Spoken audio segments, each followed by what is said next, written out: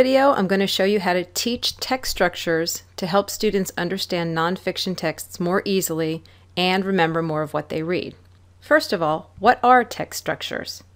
A text structure is the way a piece of writing is organized. For example, a text that follows a description structure will introduce a topic, then describe the topic one trait at a time, developing the description of that trait with details, then moving on to another trait and following the same pattern. An article about cats, for example, might start with a description of their physical appearance, adding details about their fur, their size, and maybe even their tongue. It might then move on to talk about their habitat, both domestic and wild, and maybe their diet, and so on and so forth. So if a student has been taught to recognize a description when she sees it, she'll get that text structure set up right away in her mind, except that it'll start out pretty much blank. With the framework in mind, she can start plugging things in as she reads. Because she knows to expect the information to be laid out in a predictable structure, with traits being introduced, then being fleshed out by details, she'll read the piece more strategically, and research shows she'll actually remember more of it later. Here's another example. A text that follows an argument structure will begin with a claim. That claim will be followed by several reasons, each one supported with some kind of evidence. At some point in the argument, a counterclaim will probably be introduced, and the author will refute it. Finally, a concluding statement will be given.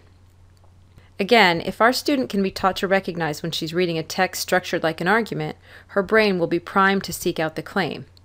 Then she'll be looking for the various reasons and the evidence to support each one. Knowing that a counterclaim is probably in there somewhere, she'll keep that spot empty and waiting until she finds it. And she'll be looking for the refutation too. Later on, when asked to recall what was in the text, she'll recall the structure, and this will help her remember more information from the text. Basically, the more we can teach our students to recognize the framework that texts are built on, the easier it's going to be for their brains to process those texts in a strategic way. So if you're a science, history, or social studies teacher, you're probably thinking, don't students learn about this in English class? The answer is yes, they do. But as students get older, the reading material gets much more challenging in history, science, and other technical subjects, which basically includes everything else. If students don't practice using text structures in every class, there's no guarantee they'll transfer the skill into that content area's material. So at this point, you might be wondering how to teach text structures. First, using graphic organizers, teach each structure one at a time. You can do this by showing students a given structure, then demonstrate how you fill it out as you read a text that's built on that structure. Then have students map the structures. Give students their own passages and have them work in pairs to map out the structure themselves. After students have studied one structure, add more structures one at a time. Experts often recommend that you start with the simpler structures like description and sequence, and then move on to more complex ones like comparison, cause and effect, and problem solution. These are the 5 most common text structures, but I'm adding the argument structure as well, since so many students will use this to develop writing pieces in the later grades. As you teach each structure, also teach its signal words, words that are commonly used in that structure so that students get better at recognizing them.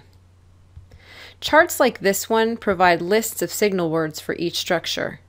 To help students recognize these, have them underline the words as they come up in a passage. Once students have studied structures in shorter, simpler pieces, start to build their awareness of superordinate and subordinate structures. What are these? Well, a superordinate structure is the main overall structure used to organize a text. So suppose you have a text that's set up in an argument structure. That's the superordinate structure of the piece. But suppose for the first reason, the writer gives a detailed description of something. They have actually plugged a descriptive structure right into the larger argument structure. So that would be the subordinate structure. As students progress toward longer, more complex texts, it's vital for them to be able to determine both the larger superordinate structure and the smaller subordinate structures that further develop the concepts in the text. Finally, use common terms as a whole staff. If all the teachers in your building talk about text structures every time they engage students in reading, students will learn them that much better, and they'll understand that the structures can be applied to any kind of nonfiction reading, not just the text they encounter in English class.